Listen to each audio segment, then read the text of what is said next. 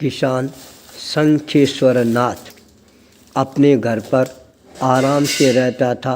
उसके घर में कोई नहीं था, केवल एक बेटी थी। पत्नी का स्वर्गवास हो चुका था। उसके पास में खेती करने के लिए ज़्यादा ज़मीन भी नहीं थी। थोड़ी सी ज़मीन थी, उस पर खेती करता। उससे उसका गुजारा भी नहीं चलता था। करे भी तो क्या करे, ये भी उसके समझ में नहीं आ रहा था। अपनी गरीबी का दिग्दर्शन कराने के लिए एक बार वह हिम्मत करके राज्यसभा में पहुंच जाता है। राजा के सामने प्रार्थना प्रस्तुत करता है। राजन, मैं गरीब किसान हूँ। मेरे पास में खेती करने के लिए बहुत थोड़ी जगह है, जिससे हमारा गुजारा नहीं होता है। आप कृपा करके मेरे पर अपनी करुण दृष्टि है ये बरसाने की अनुकंपा करवाएं। गरीब किसान का यह शब्द राजा के भीतर में अपनी आप ही करुणा का स्रोत बहाना प्रारंभ कर देता है। राजा ने कहा, जाओ, मेरी जो जगह है उसका एक हिस्सा तुम्हारे को दे रहा हूँ, पर याद रखना, जगह पर मालिकाना हक है वह मेरा रहेगा। केवल फसल तेरी रहेगी। अपने जीवन को आनंद से चलाते रहो।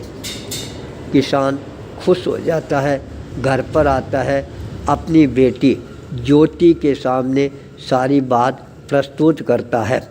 बेटी ज्योति भी मन में खुश हो जाती है और धीरे धीरे अपने आप ही घर का वातावरण है वह ठीक होना प्रारंभ हो जाता है। आराम से जीवन यापन करना और आराम से रहना, ये उनके जीवन का जो महान उद्देश्य था वह भी उनको पूरा होता हुआ नजर आना प्रारंभ हो जाता है। अचानक किसान जब हल है एक जगह पर अटक जाता है। जो ही हल अटकता है और वह तत्काल ज़मीन को खोदकर देखता है तो नीचे उसको एक सोने की ओंखली प्राप्त होती है। वह खुश हो जाता है। ओंखली लेकर अपनी बेटी ज्योति के पास में पहुंचता है और कहता है, बेटी, आज अपने को खेत में यह सोने की ओंखली मिली है। अब क्या करना चाहिए? मेरी इच्छा है, ये राजा की ज़मीन है, इसलिए इस ओंखली को राजा को समर्पित कर देना चाहिए। ज्योति ने कहा, पिताजी, आप ऐसी गलती करना ही मत। यदि आपने राजा को यह ओंखली समर्पित की है तो राजा कहेगा ओंखली के अंदर केवल ओंखली ही थोड़ी मिली होगी, सोने का लोढ़ा है वह भी मिला होगा, वह भी लाओ, और जब आप नहीं दोगे तो आपके सामने समस्या आ जाएगी। पर किसान मानता नहीं है। राज दरबार में पहुंच जाता है, सोने की ओंखली सामने रख देता है, पर खजांची सामने खड़ा था, वह लोभी था। उसने कहा, अंदाता, ये किसान बड़ा हरामी है, केवल ओंखली ही थोड़ी मिलेगी, लोढ़ा भी तो सोने का साथ में मिलेगा, वह आप मंगाओ। राजा रुष्ट हो जाता है, तत्काल किसान को जेल में डाल देता है। किसान जेल की यातनाएं भुगतना प्रारंभ कर देता है। सोचता है, बेटी ने जो बात कही थी वह बात सत्य हो गई है। वह बार बार रोता है, अपनी बेटी को याद करता रहता है। राजा जब निरीक्षण करने के लिए आता है, ज्योति का नाम उसके कानों में टकराता है। तब उसने पूछा, क्या बात है, तुम ज्योति को क्यों याद कर रहा है?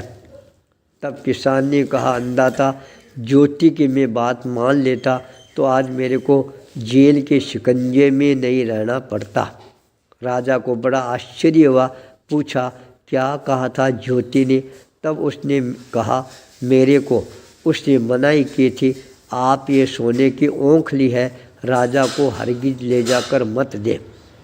राजा ये भी कहेगा सोने का लोढ़ा है वह और लाओ, वह आपको मिला नहीं है तो आपकी जीवन में समस्या आ जाएगी। इसलिए मैं अपनी बेटी ज्योति को याद कर रहा हूँ। ये बात सुनते ही राजा की अंतर्दृष्टि खुल जाती है।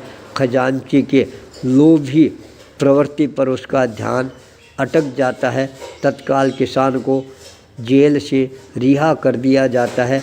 ज्योति बेटी को अपने दरबार में बुलाता है। खजांची को एक क्षण के अंदर वहाँ से बर्खास्त करके ज्योति की बुद्धि कौशलता को देखकर ज्योति को हमेशा हमेशा के लिए अपना खजांची नियुक्त कर देता है। बुद्धि कौशलता के द्वारा ही व्यक्ति हमेशा अपने जीवन में सफलता प्राप्त करता है।